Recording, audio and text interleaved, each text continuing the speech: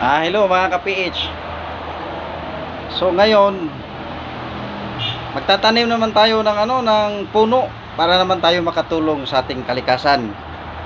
So kasi ang sabi kasi doon sa nandoon pa ako sa Leyte, ang sabi ng congressman sa amin at saka yung governor Mercado, 1 month, 1 tree can make a forest.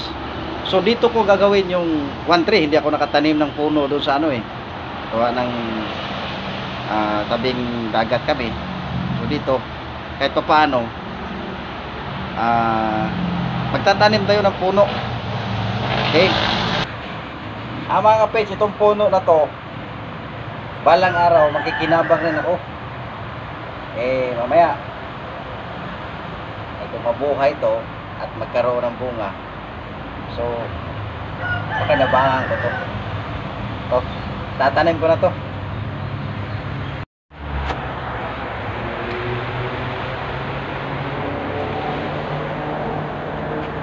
Ito na, nagawa ko na ito. Lagyan ng tubig. Okay, so marami na akong tinanim, guys.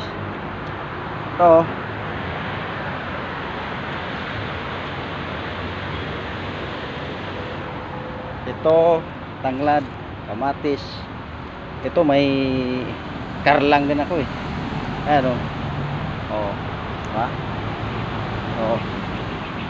Ito marami na.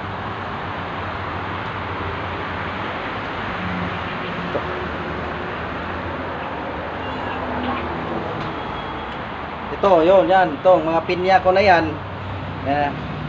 Sa ito. Ito ang, so mga 1 year na to, tinanim ko ito. Diba?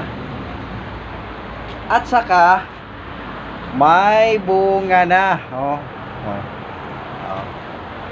Nakakuha na ako nito Kinain lang ng uod yung mga dahon.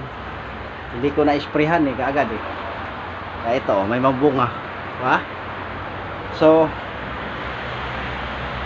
okay na pagka kahit wala kang malaking lupa, basta mayroon kang kuwan, so pwede mo papagtaniman.